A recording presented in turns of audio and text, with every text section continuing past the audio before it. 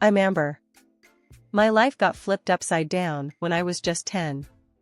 We were living in a rented house back then, me, my mom, and my dad, Tom. Dreams of a home we could call our own were often dinner table talk, but that was before everything went south. Then, it happened. My mom passed away. It was like our family's heart got ripped out, but it seemed like Dad's heart healed way too fast. Enter Sarah, the new woman in Dad's life. She moved in, bringing a storm with her. From day one, Sarah made it clear I wasn't part of her plan. "Dad, why does Sarah always mess with my stuff?" I asked one evening, trying to keep my voice steady. My clothes had been accidentally bleached, and my favorite dishes seemed to taste way too salty lately. "Amber, you gotta stop this nonsense." Dad's voice was harsh, a tone I wasn't used to before Sarah came into the picture. "Sarah's trying her best. You're imagining things." "But I'm not." I protested, but Dad's look told me to drop it. It was the same every time. My words against hers, and hers were the only ones he seemed to hear. Sarah had this way about her, making it look like she was the victim, always. "I don't know what you're talking about, Amber. Maybe you're just not used to someone else being in the house," she'd say with a fake concern that didn't fool me. But it sure fooled Dad. "I'm telling you, she's doing it on purpose." I'd cry out, but Dad wouldn't have any of it. "Enough, Amber. I won't hear another bad word against Sarah. You understand? You're the one causing trouble here. Keep it up, and there'll be consequences." He'd snap back, his patience with me wearing thin. It was like talking to a brick wall, only the brick wall used to tuck me in at night and read me stories. Things got so bad I thought about talking to Grandma about it, but I chickened out. She loved Dad so much, and telling her how he was acting now, how he was choosing Sarah over me, it'd break her heart. So, I kept it all inside, hoping maybe it'd get better, that Dad would see through Sarah's act. But it never happened. Sarah's little accidents became my daily dread. Clothes ruined, food spoiled, and the smallest of my complaints turned into World War III at home. "Dad, my jeans are ruined, look." I showed him one day, holding up a pair of jeans that looked like they'd had a one-on-one with a bottle of bleach. "Looks like you're not taking care of your things, Amber. Maybe if you were more responsible, these things wouldn't happen." Dad dismissed it like it was nothing, Sarah smirking over his shoulder. It was a losing battle, talking to him. My words bounced off him like they were nothing. It hurt, you know? Realizing that the superhero dad I grew up admiring was now firmly on the villain's side. My complaints, my feelings, they meant nothing to him anymore. Sarah had twisted our world around her finger, and I was the only one who seemed to see it. That's how it began, the story of my shattered family. A tale of loss, not just of my mom, but of the father I thought I knew. It's a story I never thought I'd have to tell, but here we are. And trust me, it's only the beginning. Living with Dad and Sarah was like being stuck in a never-ending nightmare. From the moment Sarah stepped into our lives, things took a turn for the worse. But it wasn't just the constant belittling and sabotage that got to me, it was Dad's blind loyalty to her, no matter what. I learned pretty quickly that complaining to Dad was about as useful as talking to a brick wall. Every time I brought up Sarah's antics, he'd brush it off like it was nothing, or worse, accuse me of making things up. "Stop trying to cause trouble, Amber," he'd snap, his voice like ice.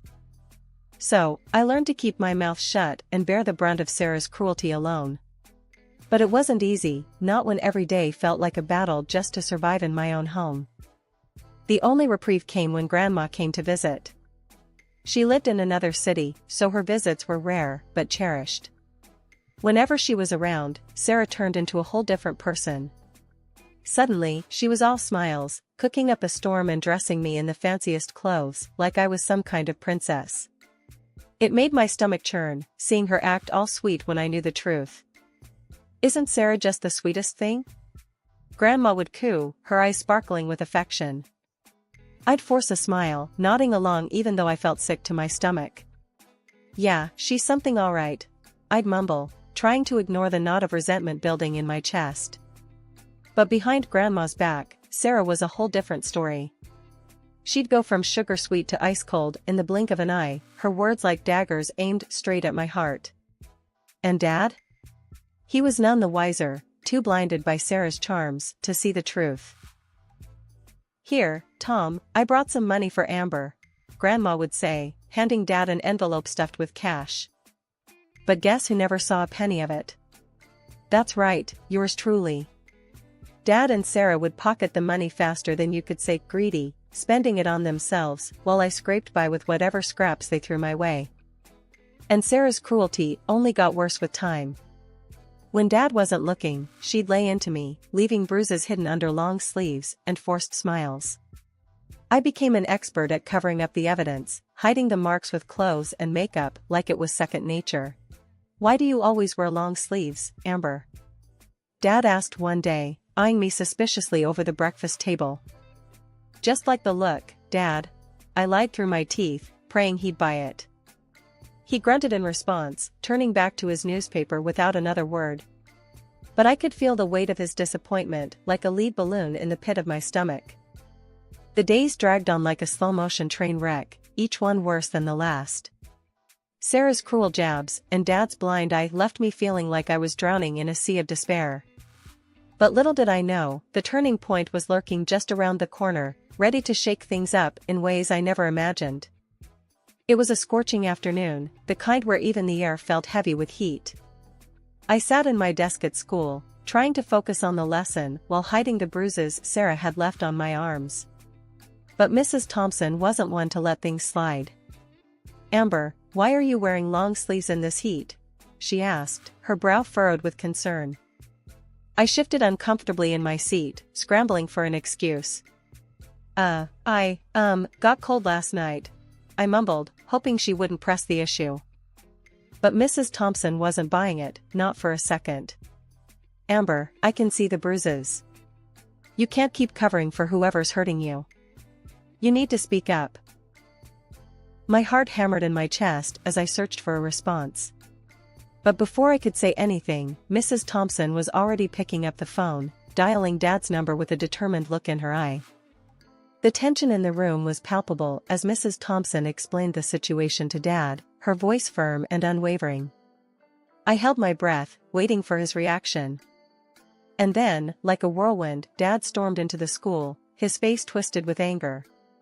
"What the hell is going on, Amber?" he demanded, his voice echoing through the hallway. I tried to explain, to make him see the truth, but he wouldn't listen. Instead, he grabbed me roughly by the arm and dragged me out of the school, his grip like a vice. We drove home in silence, the tension thick enough to cut with a knife. When we finally arrived, Sarah was waiting for us, her expression a mix of curiosity and disdain. Well, what do we have here?" she sneered, her eyes flicking over me with disdain. Dad didn't waste any time. He launched into a tirade, accusing me of embarrassing him and making up lies about our family. I tried to defend myself, to make him understand, but it was like talking to a brick wall. "You're a disgrace, Amber," he spat, his words like a slap in the face. Alone in my room, tears streaming down my cheeks, I realized something. I couldn't rely on them anymore. I had to stand up for myself, to find the strength to break free from their toxic grasp. After a few hours of me being locked away in my room, Dad came knocking, his tone unusually calm but still laced with a cold sternness. "Amber, we need to talk. Now." I hesitated but knew better than to keep him waiting. Dragging myself out of bed, I found Sarah and Dad sitting at the dining table, their expressions stern and unwelcoming. "Sit down," Dad commanded, pointing to the empty chair opposite them. I obeyed, my heart sinking as I prepared myself for whatever was coming next. Dad cleared his throat, his gaze fixed on me like I was some sort of defendant in court. "Your stepmom and I have been talking. We're sick and tired of your stories and accusations. It's got to stop, Amber." Sarah chimed in, her voice dripping with fake concern. "We only want what's best for you, dear. But spreading lies and trying to tear this family apart is not the way." Dad's voice hardened.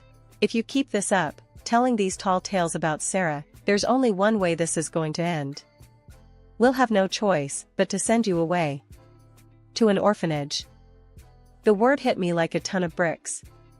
Orphanage? Were they serious? My own family sending me away because I was a problem? Think about your behavior, Amber.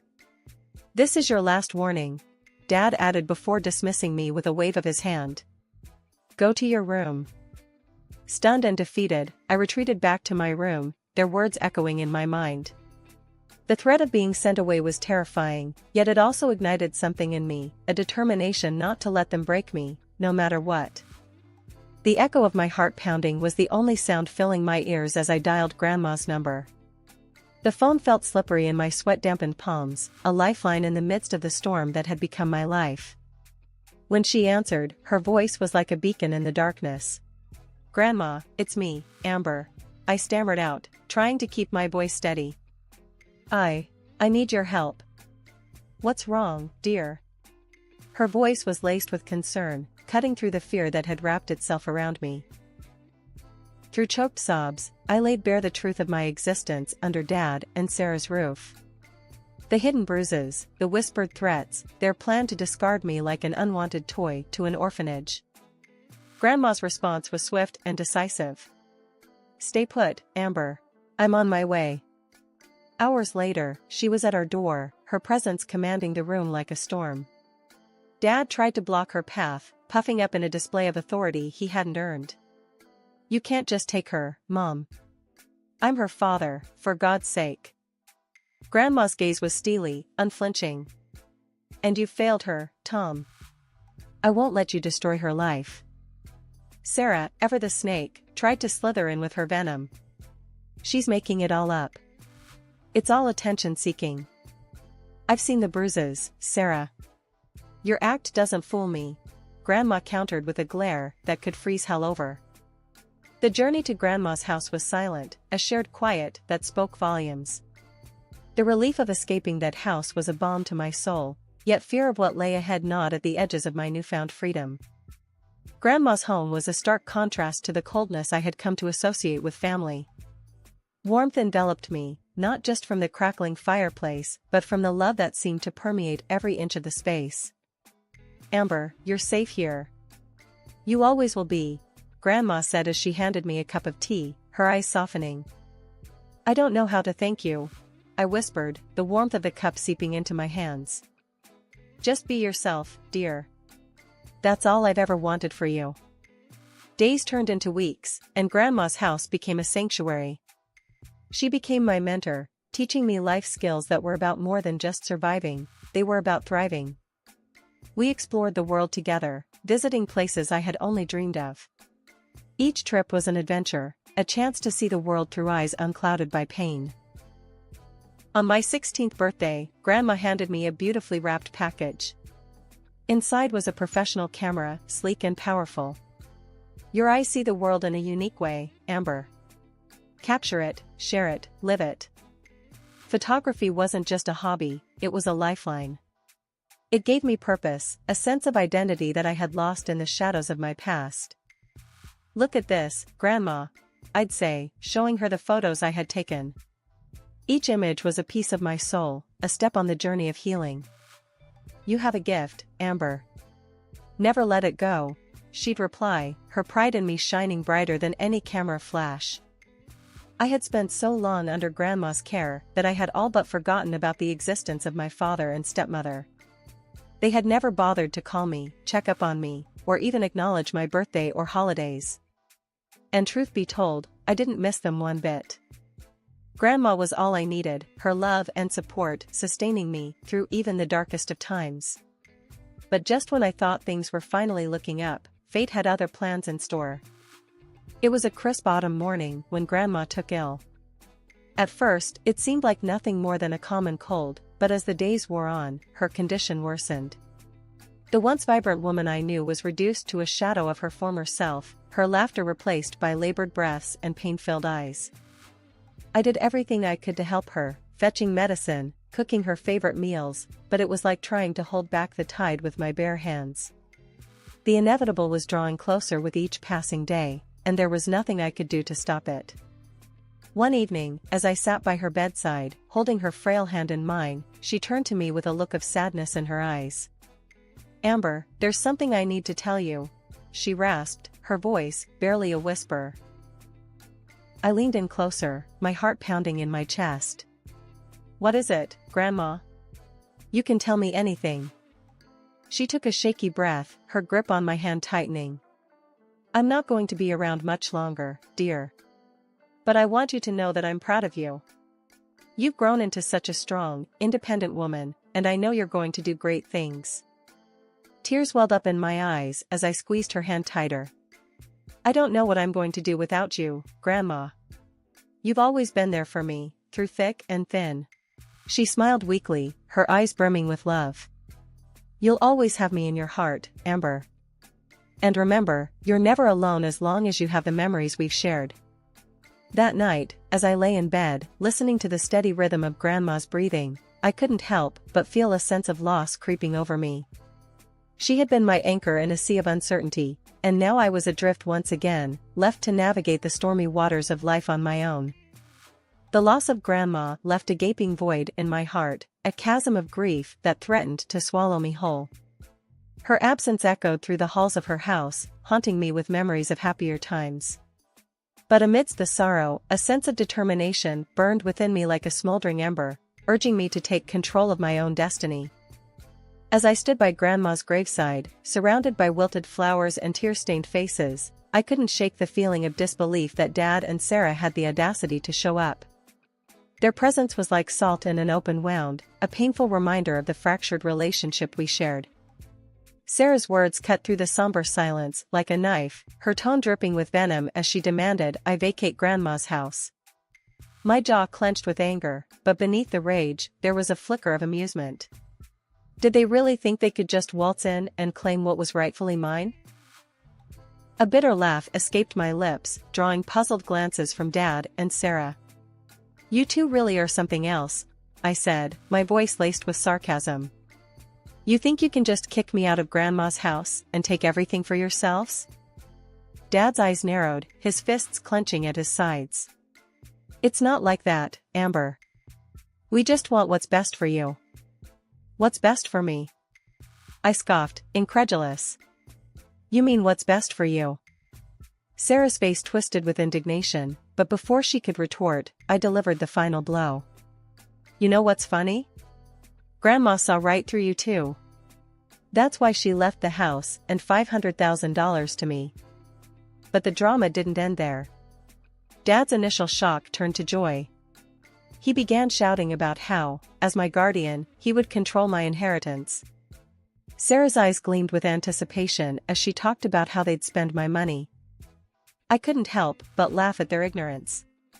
"You two really are clueless," I said, shaking my head. "You think you can control me? Well, guess what? I turned 18 a month ago. I'm in charge now, and you're not getting a penny." The color drained from their faces as the reality of their situation dawned on them. Dad's attempts to regain control were feeble at best, his protests falling on deaf ears as I stood my ground. "You can't do this to us, Amber," Dad pleaded, his voice tinged with desperation. I met his gaze with steely resolve. "I'm not doing anything to you, Dad. You did this to yourselves." And with that, I showed them the door, cutting ties with them once and for all. As they slunk away, defeated, I felt a sense of liberation wash over me. For the first time in my life, I was truly free, free from their manipulation, free from their cruelty, free to live my life on my own terms. The house felt empty, but it was a good kind of emptiness, like a blank canvas ready for a new painting. I knew I had a lot of work ahead of me, but for the first time, I felt like I was truly in control of my life. I decided to start fresh, to renovate the house and make it my own. The first order of business was to clear out all the old furniture and repaint the walls. I called up a friend, Jamie, who was handy with renovations. "Hey, Jamie, you busy this weekend?" I asked when she picked up the phone. "Depends, what's up?"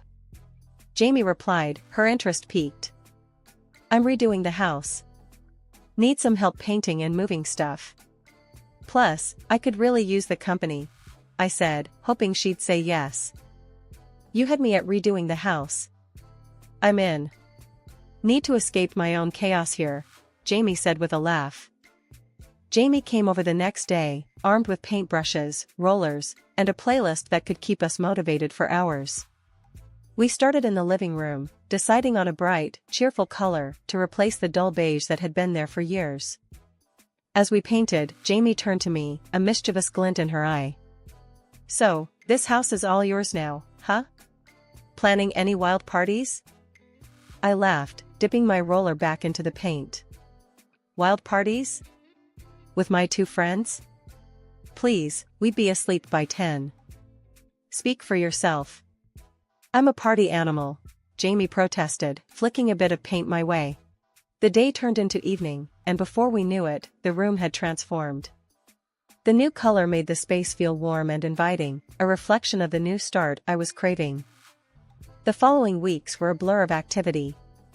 I fixed up the kitchen, updated the bathroom, and even started a small garden in the backyard. The house began to feel like a home, a place where I could heal and grow.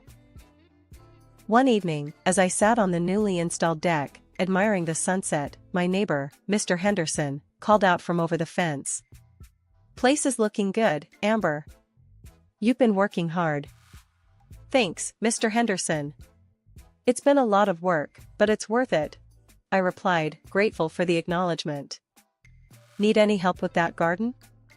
Got some tomato plants that need a home, he offered, his voice friendly and warm. I'd love that, thank you, I said, touched by his kindness. It felt good to be part of a community, to connect with people who genuinely cared. As the days passed, I threw myself into making the house my sanctuary. I hung photos of my adventures with Grandma, filled bookshelves with my favorite novels, and turned one of the spare rooms into a photography studio. My passion for photography, sparked by the camera Grandma had given me, had grown into a full-blown hobby. One afternoon, while sorting through some old boxes in the attic, I stumbled upon a collection of Grandma's journals. Curious, I opened one and began to read. Her words were a window into her soul, full of wisdom, love, and a touch of sass. I realized then that, even in her absence, Grandma was still guiding me, still a part of my journey. It's been a whole decade since I've turned the page on what was a pretty rocky chapter of my life. At 28, things are looking up. I'm killing it as a lawyer in one of those high-flying firms, cruising around in a car that's as sleek as they come, surrounded by a squad of mates who are more like family, and yeah, there's this guy I'm seeing. Life in Grandma's old place has been nothing short of a blessing. Then, out of nowhere, my dad rings up. Haven't heard a peep from him in 10 years, and suddenly, here he is, popping up like a bad penny. Hey, Amber, it's me. He starts, his voice all shaky. I need your help. I'm like, who is this again, knowing full well who's on the other end. It's your dad. Listen, me and Sarah, we're in deep. Debt's up to our eyeballs. I wouldn't ask if it wasn't serious. I need money, kiddo. I couldn't help but laugh, the sound bitter even to my own ears. My dad, you say? Funny, I don't recall having a father. Especially not one who'd dump his kid and then show up a decade later with his hand out. He tries to cut in, but I'm not having any of it. No, you listen. You remember how you and your wife treated me? Threw me out like I was nothing when Grandma passed? You made your bed. Now, you get to lie in it. There's a desperate edge to his voice now. Please, I'm begging you. We got nowhere else to turn. That hit a nerve, not gonna lie. For a split second, I almost felt sorry for him. Almost. But then I remembered all the nights I spent in that house, feeling like an outsider. The memory of their faces when they found out Grandma left everything to me, not a shred of concern for me, just greed. So, I laid it down for him, clear as day. Not my circus, not my monkeys. You were never there for me when I needed you. Now, you want my help? Forget it. I won't give you a cent. And with that, I hung up, the finality of the click echoing through the silent room. It was harsh, maybe, but so were the lessons I learned growing up. Life taught me you can't expect to harvest where you haven't sown. So, I picked myself up, went out to meet my boyfriend and friends for dinner, and didn't look back. Life's too short for regrets, especially about people who only remember you exist when they need something.